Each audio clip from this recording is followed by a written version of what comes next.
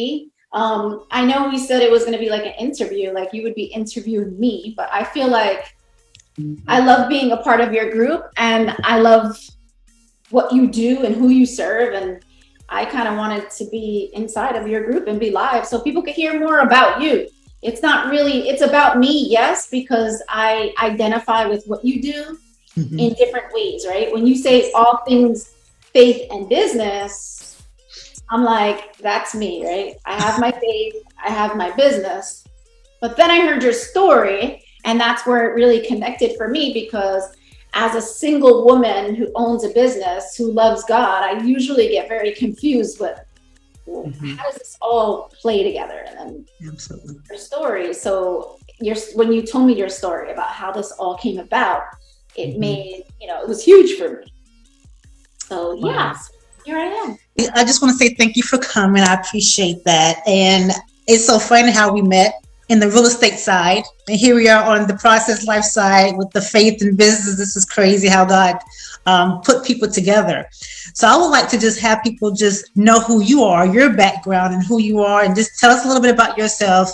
Just kind of introduce who is J. Lopez.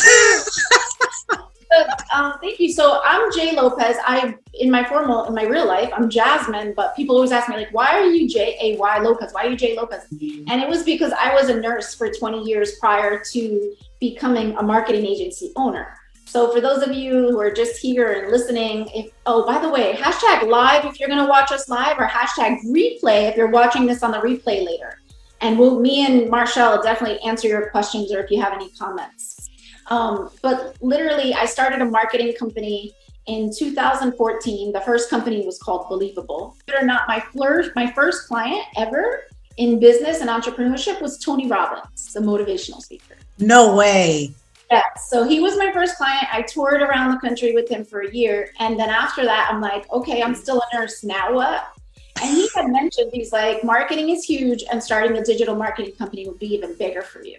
And I'm like, okay. So I came home, figured it out, and here we are. We are now have a company with about 30 employees. Our revenue continues to grow. We're close to the 7-figure mark, very close. And we have been. I just don't push as much as I don't need to, right? Once you're comfortable and you're grateful and life is good, I don't try to keep going. It'll naturally grow. Right. So you're not greedy. No. You just let God flow. That's it. Yeah, because he continues to open new doors for us, and then it's coming naturally, and I don't want to stress myself out. Again, I'm a single mom, got no man to help me, like even take out the garbage. Like, I'm already stressed out. We're gonna talk about that too later. Yeah. So here I am with all these clients and staff, and that's enough for me and my kids. Wow. So I guess my biggest question is, I know people who are married with children and they're struggling in their business. And here it is, you're single with children. And here it is, you're almost at 7-figure business. How do you manage that? How did that start? What's your nuggets? We need some nuggets here. So for those who are watching, what's that key ingredient that helps this thing flow? Because it's not easy, even as a married person, it's not easy. And then here it is, you're single with children. You can't tell me it can't be done, because you're doing it. Tell us how you're doing that. So I truly believe that there is, number one for me was prayer and being still. Because if you listen, God is telling you where to go, and he opens doors, but he won't walk you in. So you have a skill, a God-given skill that's given to you. And you're like, okay, so I was a nurse, and I'm like, okay, I love business. I want to be a business owner. So I was just still. And I started a business in nursing at first, and it wasn't working. It wasn't going anywhere. So I stayed consistent, which was learning. I read probably about 3 to 4 books a month about business. So I am, people will call you crazy, and that's why a lot of entrepreneurs are called crazy, because we believe in what we're going to do. So the second thing I would say is belief in yourself. Like, there is nobody that can tell me I'm not going to make it, especially back then, and now even worse, because now my confidence is through the roof. So I'm like, if I want to start a new company, I know how to, I can. Mhm. I believe in myself and my work ethic.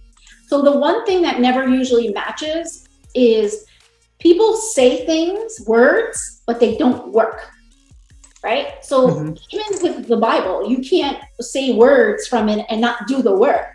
Mhm. That's the same way business is. Yes, I Right. want to hit 7 figures or I want to hit 6 figures. Let's start small. I just want to hit, $8,000 a month is a 6 figure revenue a year. That's it. Mm. So if you start with small goals, right, and Mhm. objectives that are measured, right, that's Mhm. really what I did was like study, understand what I was doing, reading books, how to build a business, how to create my work day. What do entrepreneurs that are successful do every single day that I need to emulate that? What do I need to know? How do I create my goals and get there? So I remember studying a fishbone diagram. I studied what is marketing. I studied advertising. I studied branding. I studied social media, how to get myself out there. Mhm. And then I started really understanding how to get my clients results. Okay. The tactics, those are the large goals, right? Marketing, Mhm. advertising, what else? Daily routine. That's large. Those are large topics. Underneath all that is what you do every day. So from Mhm. the minute you open your eyes to the minute you close your eyes, what are you doing to move your business forward? There was no going vacations. 3 years of zero vacations. There's no watching TV. I didn't watch TV. There is no going out to dinner 2 or 3 Mhm. times a week. Sorry. My friends would invite me out. I don't do that. And they knew I was focused. When I say focus, and I still am. So I don't go out with my friends. I still don't. I'm very disciplined to the point where my family's like, Jasmine, relax, watch a Netflix movie. No, because time is money for me. And I also Mhm. need to learn constantly. You're never going to know everything. So Right. this month, my focus is more on learning about my other company that we started, the virtual assistant company. So I Mhm. read a lot of books from other virtual assistant companies that wrote books, and I read about those. And I learn new things. I have one book I'm reading about that. I have one book from Tim Ferriss. It's all about winning. It's called Winning. I'm reading that book right now. That keeps me motivated. It keeps me understanding others that have a work ethic that is beyond the normal people we know in our everyday lives. Mhm. Michael Jordan, Magic Johnson. He talks about, Tiger Woods, Kobe Bryant. How did they make it? And he knew Right. them personally. What was different about what they did every single day? And the one thing that stands out is that Kobe Bryant said consistency. And he said that he went to if you go to the gym once a day to practice, great. Mhm. Everybody goes once a day. Right.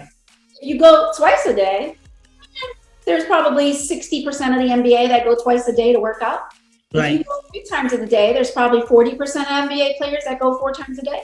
He went 4 to 5 times a day, sometimes six. He would literally take only a 2 hour break, Kobe, to become better than everybody else. He said over Mhm. time, it started to increase the gap of his performance against anybody else's because Mm. he put in the time that others didn't. Right. So I keep that in my mind where at night after 7 p.m., where people are watching Netflix, I'm reading books. I'm listening to TED Talks on a new topic. I'm studying when my kids fall asleep at night. I do focus on my physical, working out, also Mhm. resting, eating, but everything is focused around me, my business, and being an entrepreneur and being successful. That's why there's a difference between 6 figure earners, 7 figure earners, and 8 figure earners. You mentioned something about consistency. We always hear consistency. Consistency is key. When you have that consistency, but you don't see the results, that's where a lot of people, including myself, we get a little discouraged. You're doing all this work and you don't see the results from it. You're supposed to see I'm trying to be consistent. How do you deal with the consistency even when you don't see the results? You're not putting your goals are set up quarterly, and if your goals are not helping you, if your tactics are not helping you reach your goals, you're off. So Mm-hmm. if you're not readjusting weekly, monthly, and quarterly and watching your KPIs, your key performance indicators, Mm-hmm. your business is not going to grow. So it's just not about being consistent. It's about being consistent and tracking what's happening in that consistent, because you could be very consistently doing the wrong thing. Correct. And most people are. Right. And not know. And No. definitely, you're thinking I'm working. It's like you said earlier, when you're working out, I used to be a fitness instructor. You could be working a body part so bad that you're going to ruin yourself because you're not doing it right. Correct. And it's numbers, it's measured results. You know how they call the SMART goals: specific, measurable, achievable, Realistic. Yeah. realistic, and timely. Right. They made that up because it's real. You have a specific goal that you can measure, that is achievable, so you don't burn out. So Gotcha. I know my daily goals at the top of my head. I used to be the one implementing, but as I grew, I now moved myself away and I have somebody doing that for me. And I split my goals up into people, which became positions. Nice. So now the business grows while I'm on vacation. I close 2 clients, right? Is 6 figures too far to achieve? Because for a lot of us, we think, child, if I can just hit the 6 figures, hey, I'm trying to get the 3 figures. Like, no, it is the easiest one to achieve. You just have to decide what type of business you are. There's only 2 ways to grow a business. You either sell 1,000 pencils a day for $1, or you sell 100 of them for $10 every day. Gotcha. But what is going to get you there is being measurable and specific. If you want to sell 5 pencils a week, what are the 5 strategies you're doing every day to sell those 5 pencils that week? So my strategy was I needed to close 2 to 3 clients a week consistently without losing other clients that were with me already, so I can scale up. So in order for me to close 2 or 3 clients a week, I needed to have 15 to 20 appointments per week because I wasn't an expert at sales at that point. Now that I'm more of an expert at sales, I can book 3 or 4 meetings, close all of them. Must be nice. So, but that took time, right? That took time. So when I first started, I was booking my meetings on my calendar Monday through Friday while I was working as a nurse. So I went to work sometimes 12 hours and booked my meetings late. I would make up excuses like, oh, I'm out at a meeting. I won't get home until 8 p.m. Do you mind if we meet at 9 p.m.? I'm open. And people would say yes, because they're available. But I would sell them at 9 p.m. So there was no excuse. And I was going to bed at 2 a.m., waking up at 5 a.m. with a 2-month-old. How long has it been since you've been in business? How long did it take you to get to the 6 figures versus when you first started? 6 months. How many? 6 months. You said 6 months? The M? It took me 6 months to hit 6 figures because I knew all I needed to do was hit $8,000 a month. So once you look at that and you're like, all right, 8,000 a month, divide that by 30, right? How much do I need to make a day? If I need to make that every day, what do I need to do? And I implemented things to do. I'm going to call 10 people. I'm going to email 50 every single day. I'm going to post on Facebook 4 times. I'm going to post on Instagram 3 times. I'm going to send LinkedIn messages.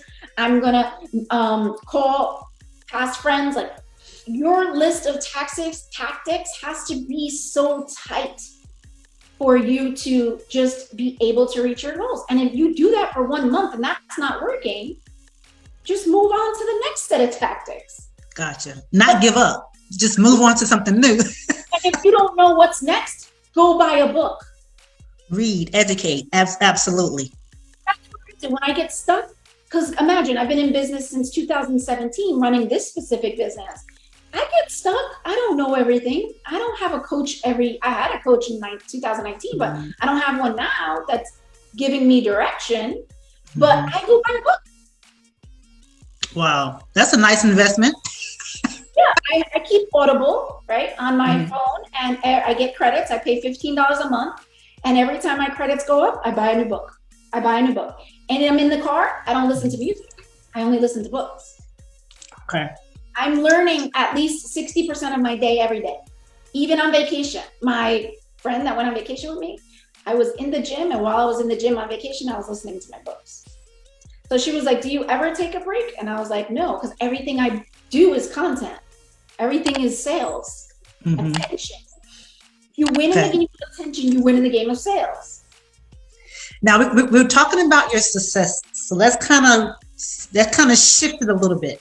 Okay. Every success has its challenges, has its failures. Let's talk about. I see your face. Let's talk about that for a moment. What are some of the challenges and failures that you've had to encounter as a six-figure businesswoman, single, trying to do this thing in life? What's that one thing, or two or three? I don't know. You tell me.